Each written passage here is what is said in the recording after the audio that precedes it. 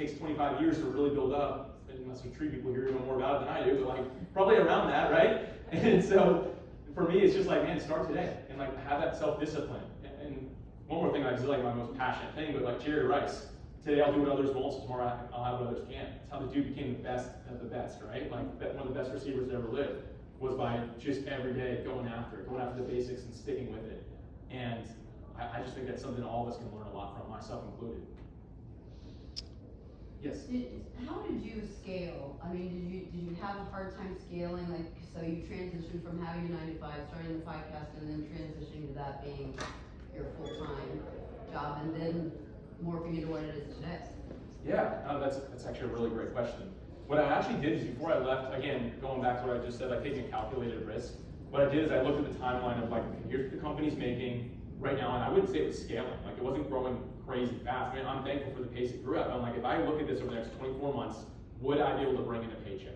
Like to live off of, right? So I just did all that math and looked at, okay, here's the projection of what I'm looking at. And I was able to say, you know what? Okay, how much savings do I have? I've got enough. I can go ahead and jump into this full time, knowing, of course, if I put more time into it, it would do well. When the writing was on the wall for me with like leaving a corporate job is when I realized that at that point, Podmatch, its growth was hurting because of the lack of time I was spending with it. When I spent the time with it, I saw it growing, and when I pulled back because I had a work project I need to do, I could see it like slowing. And so at that point, I'm like, all right, let me look at the projection based off of somewhere in the middle, right? And I don't need to get overly analytical on it, but really it was just being realistic as I possibly could, saying, okay, here is what could happen. And at that point, like I said, calculated risk. My job was good, but I sacrificed it for the sake of the great, potentially, right? But yeah, as far as scale is concerned, for me, I've always found the best thing that works for me, and most people who actually scale businesses would tell you this is not good advice, I would take it with a grain of salt, but just being human. So any chance I get to meet anybody who uses the software that we've created, I take that opportunity. I jump on calls. It's doing things that don't scale for sure, but I found it to be really great because then I actually talk to another human about what's working and not working, versus the alternative, which I guess is looking at the data and you can kind of see what's working, not working. But I'm like, I'd rather just talk to a human and actually hear it. Like, let's make sure we're keeping a pulse on this thing and where it's growing. So the majority of my time now is just spent talking to people.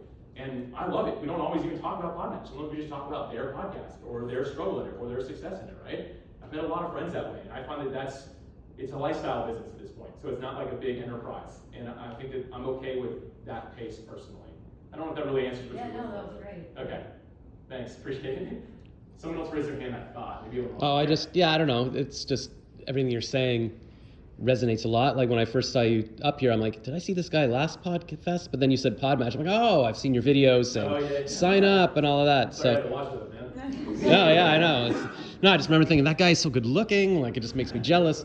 And then that guy came up to me earlier and he's like, hey, we met on Podmatch. I'm like, oh, right. That's so cool. So it's all cool. That literally just made my day. I love hearing that. That's awesome. Because he's like, yeah, we've been talking. I'm like, where is it Podmatch? I'm like, oh, I haven't logged in for a while. I'm sorry. And I got to get on there. Yeah, I know. I know, because I got to jump on it because it's what she was just saying, like the 7, you can do amazing things in 7 years and it's true.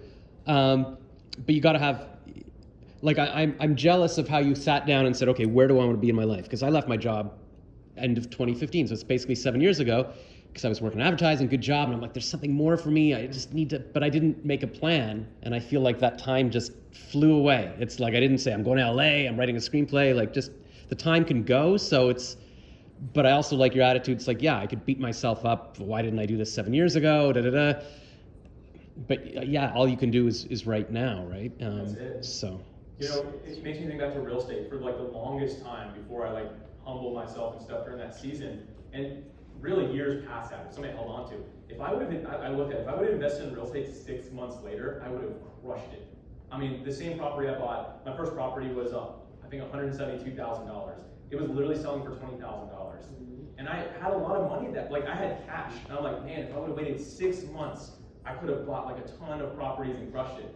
And I held on to that for years. Like that literally kept me up at night. Like, man, I was so stupid. Like, why was I doing that? And I look back, it's funny, anyone ever seen the movie The Big Short, I think is what it's called? Anyone seen that? Yeah. Okay, so it's about the real estate thing. I couldn't watch that until 2017 because it was so it felt like it was so close to home. I finally watched it and I was like, man, I'm so stupid to think that I should have been smart enough to wait 6 months. Like no one was doing that. There was a handful of people in the United States who actually figured out that they should wait, the rest of us didn't.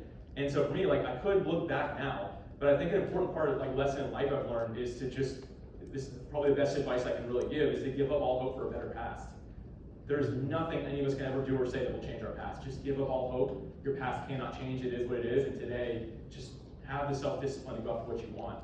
I need you to call me every morning and tell me that, because it's That's accountability. Let's do it. because I beat myself up. Like, I made $1 million in stocks a few years ago, and my partner said, sell it, pay off your mortgage. Like, no, they're going to cure cancer. And then I just lost it all. And I just, it's like 10 years ago, and every day I'm like, if I had that $1 million, what could I do? But you can't live life like that. James Altucher has a great podcast. He talks about making money and going broke and making money.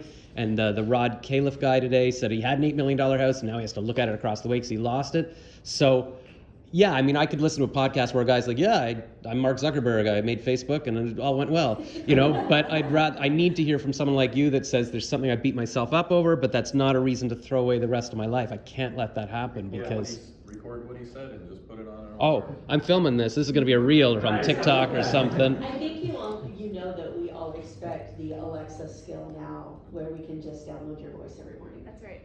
I don't even know how to do that. Someone here knows what that is. If it helps, that sounds like fun. Well, his name is Alex. It almost fits. Alexa. Alex, Alex I don't know. It's going to get from super confused. Be like, what do you want from me? Yeah. Start saying.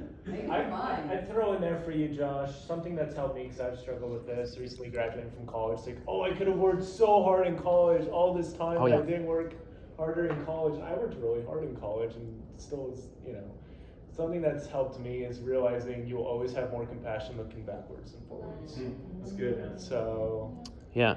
that's been true every single time. Is I've been like, holy cow, Down was struggling so much, and I love him so much more than I did then, and I'm sorry, Down, I'm sorry. But you always will, and that's okay. So. Yeah, have that grace with yourself. That is so Grace. It really is. Yeah. I think what that applies to podcasting as well is just to turn it to that, is have grace with your previous episodes. Have grace with the quality that you let out. At the end of the day, it's about adding value, right? And serving somebody.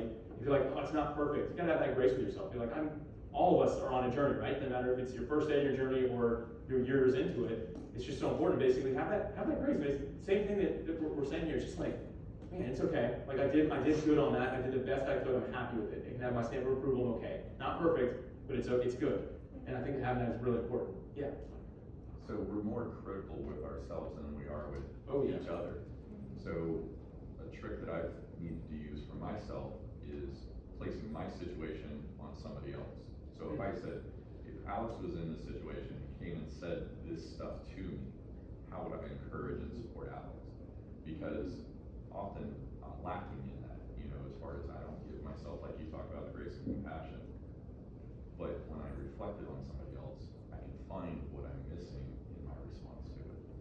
That's a great That's perspective. brilliant. Yeah. Somebody write that down for me. And one other thing that I heard, I think it was a guest on the James Altucher, maybe it was James Altucher, saying that we learn every day. So, I keep beating myself up. Why did I break up with my girlfriend when I was 18? But I didn't know those things. It feels like I knew them now, but I only know them now. So we couldn't have, and a lot of the even 2 years ago at Podfest, they didn't quite have the technology to film people and do a video podcast remotely and stuff. So a lot of stuff you couldn't even do. And like you were saying, not being able to predict, like when I sold my condo 3 years ago, I took my money and I put it all into Netflix. I'm like, I'll just put a safe investment. And I'm like, it's not going anywhere. I took it out. If I had left it in, the pandemic started a few months later, I would have had $2 million now. So it's like, but you can't, you just got to keep moving forward. And You made the choices and the decisions with the information you had at the time. And you have to understand that I made the best decision at that moment with the knowledge that I had. Yeah. And leave it at that. Because we can all play the what if game. And what it does is it takes us down a dark path that we can self-destruct very easily. So instead go, I did the absolute best I could in that moment with what I had in hand. And yes, it could have been different, or yes, I could have had some amazing epiphany or whatever else, but I didn't. So I just did my best in that moment. And let that be. It's like he said, have the grace. Yeah. Give yourself the grace. There's no one on this earth that's perfect, making all the choices and the right decisions all the time. We're doing the best we can. It's the human experience.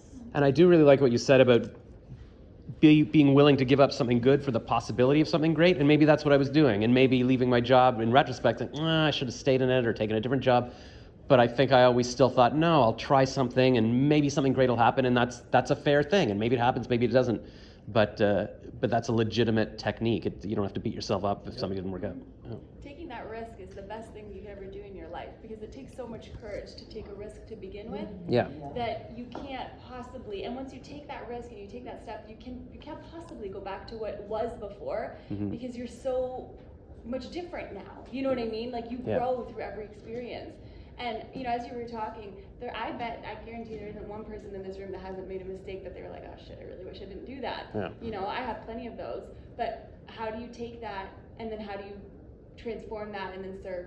And how do you make that a bigger purpose? That's just how I try and live my life. Tony Robbins talks a lot about that, and Dean Yeah. Graziosi, your mess is your message and all that. Yeah. So, Just sort of respectful of that, it's time to got a lot going on. So thank you. Yeah. Great session. Yeah. Make sure you check out the Podmatch booth. I'm sure you probably stick around for a minute to chat. But Yep. yeah. So we're gonna make a break.